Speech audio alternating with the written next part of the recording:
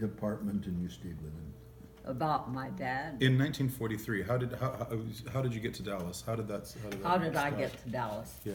Well, my dad got a job over in Dallas, and he had a one-room apartment, not very far from his work, an upstairs apartment. We had to share the bathroom with other people up on that floor. Oh, wow. And so I stayed with him that summer to try to earn my fees for the next school year. Okay. And so I was selling books and magazines. A lady, I cannot remember her name now, but she was one in charge of girl colporteurs. And she came and got me started and then left. And Yep. it was only 2 or 3 days she was with me, and then I was on my own. And so I worked around the neighborhood, I mean, not the immediate neighborhood where I was living, but a little farther away. And when I'd finished what I thought was all that was possible there, and then I'd move a little farther away.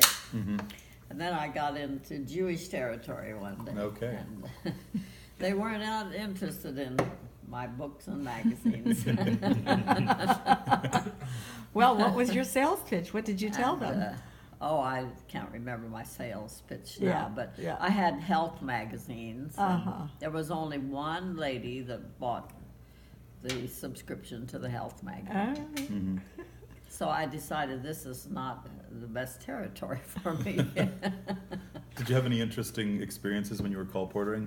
Any interesting interactions, positive or negative, with people during that time? Well, let me think. I mean, most people, I worked long days and often didn't sell much.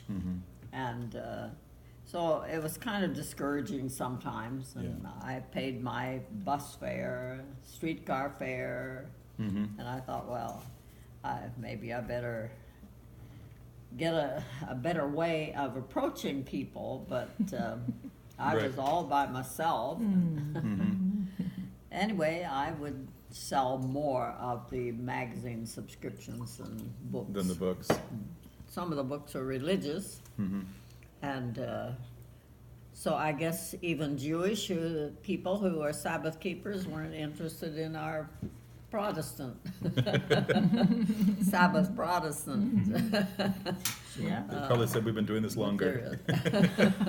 Did you ever have any scary experiences? Dogs chase you, or men get fresh? Or No, not really. Well, I felt a little uneasy.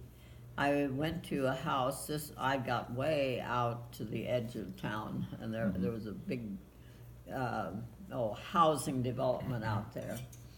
And so I knocked on the door, and a young man let me in, and I could hear a voice in the background, or I wouldn't have gone in. But nobody ever came out.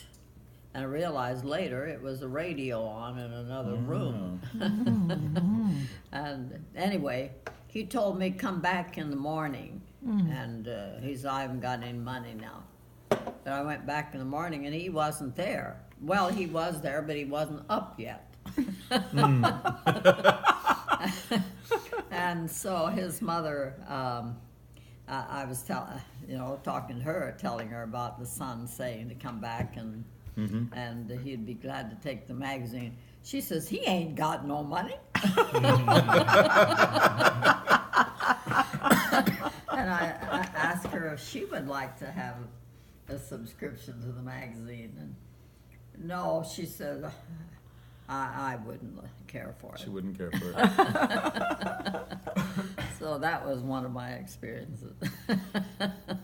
he ain't But got here no I was in the house alone with this young boy and Yeah. young fellow. 1980, not 1984. The year was 1943? 1943. 1943. So you would be.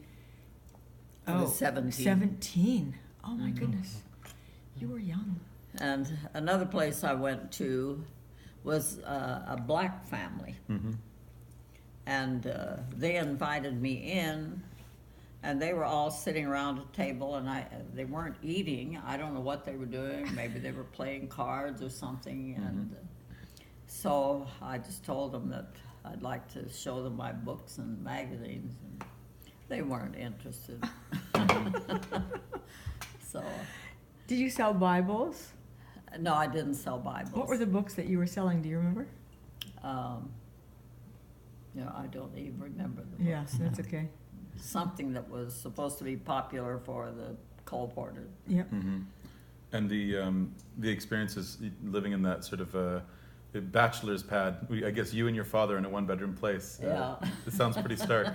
I slept on a cot, and he slept in the bed, and I slept on one side of the room, and he on the other.